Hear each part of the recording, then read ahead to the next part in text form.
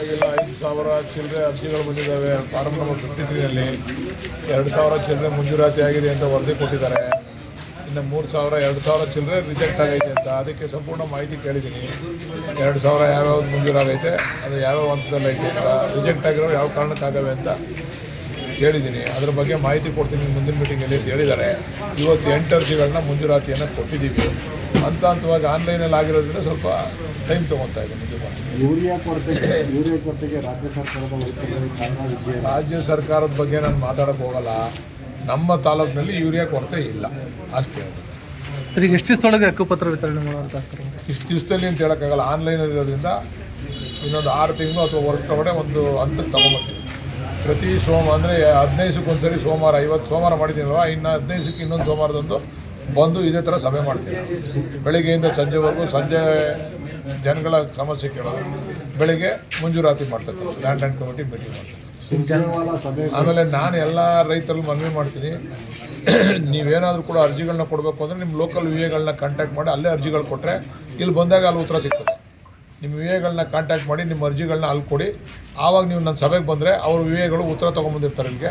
ಆವಾಗ ನಿಮಗೆ ಏನು ಸಮಸ್ಯೆ ಯಾವ ರೀತಿ ಬಗೆಹರಿಸ್ಬೋದು ಅಂತೇಳಿ ಅಲ್ಲೇ ಉತ್ತರ ಸಿಗ್ತದೆ. ದಯಮಾಡಿ ಸಾರ್ವಜನಿಕರು ಮನವಿ ಮಾಡ್ತೀನಿ, ರೈತರು ಏನೋ ಜಮೀನು ವಿಚಾರದಲ್ಲಿ ಸಮಸ್ಯೆ ಇದ್ದರೆ ಅಲ್ಲೇ ವಿಎಗಳಿಗೆ ಅರ್ಜಿಗಳನ್ನ ಅಲ್ಲೇ ಕೊಟ್ಟು ಆಮೇಲೆ ನನ್ನ ಸಭೆಗೆ ಬರಬೇಕು ಅಂತ ಮನವಿ ಮಾಡ್ತೀನಿ. ಹೋಬಳಿ ಮಟ್ಟದಲ್ಲಿ ಜನಸ್ಪಂದನ ಕಾರ್ಯಕ್ರಮ ಮಾಡೋದಕ್ಕೆ ಏನಾದರೂ ಚಿಂತನೆ ಇದೆ? ಮುಂದಿನ ದಿವಸದಲ್ಲಿ ನೋಡೋಣ. ಸದ್ಯಕ್ಕೆ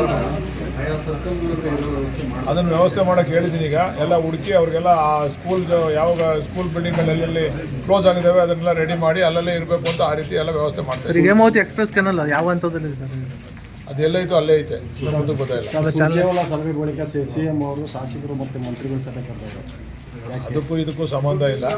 ಸುರ್ಜೇವಾಲಾ ಅವ್ರು ಕರೆದಿದ್ದೇ ಬೇರೆ, CM ಕರೆದಿರೋದೇ ಬೇರೆ. 50 ಕೋಟಿ ಅನುದಾನ ಕೊಟ್ಟಿದ್ದಾರಲ್ಲ, ಅದ್ರ ಬಗ್ಗೆ ಮಾಹಿತಿ ಮತ್ತು ನಮ್ಮದೇನೋ ಸಮಸ್ಯೆ ಇದ್ದರೆ ಆಲಿಸಲಿಕ್ಕೆ CM ಅವ್ರು ಸಭೆ ಕರೆದಿದ್ದಾರೆ. ಎಕ್ಸ್ಪ್ರೆಸ್ ಕೆನಲ್ ವಿಚಾರವಾಗಿ ಏನಾದರೂ?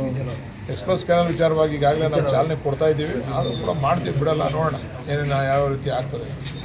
ಬೆಳಗ್ಗೆ ಸೋಮೇಶ್ವರ ದೇವಸ್ಥಾನಕ್ಕೆ ಹೋಗಿದ್ದೆ, ಗೋಪದ ಬಸವಣ್ಣ ದೇವಸ್ಥಾನಕ್ಕೆ. ಅದು ಏನು ಚಕ್ರ ಬಸವಣ್ಣನ ಜಾಗಕ್ಕೆ ಹೋಗಿದ್ದು. ಅಲ್ಲಿ ಏನಿಲ್ಲ, ಟೂರಿಸ್ಟ್ ಡೆವಲಪ್ ಮಾಡಬೇಕು ಅಂತೇಳಿ ಸೋಮೇಶ್ವರ ದೇವಸ್ಥಾನದಲ್ಲಿ ಹಿಂಭಾಗ ಆ ಚಕ್ರ ಬಸವಣ್ಣನ ಇದೆಯಲ್ಲ, ಬಸವಣ್ಣ ಇದೆಯಲ್ಲ, ಅದರದ್ದು ಮತ್ತು ದೇವಸ್ಥಾನದ ಮಧ್ಯೆ ಇರ್ತಕ್ಕಂಥ ಖರಾಬ್ ಜಾಗದಲ್ಲಿ ಅಲ್ಲೊಂದು ದೊಡ್ಡ ಶಿವನ ವಿಗ್ರಹವನ್ನು ಪ್ರತಿಷ್ಠಾಪನೆ ಮಾಡಬೇಕು ಅಂತೇಳಿ ಒಂದು ಟೂರಿಸ್ಟ್ ಸ್ಪಾಟ್ ಮಾಡಬೇಕು ಅಂತೇಳಿ ತೀರ್ಮಾನ ಮಾಡಿದ್ದೀವಿ.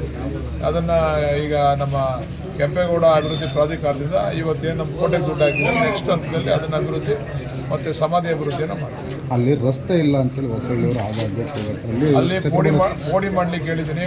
ಪೋಡಿ ಮಾಡಿದ್ರೆ ಸಾಕಷ್ಟು ಖರಾಬ್ ಜಾಗ ಇದೆ. ಆ ಖರಾಬ್ ಜಾಗದಲ್ಲೇ ನಾವು ರಸ್ತೆ ಮಾಡ್ಕೋಬೋದು. ಇನ್ನೂ ಪೋಡಿ ಆಗಿಲ್ಲ ಯಾರಿಗೂ.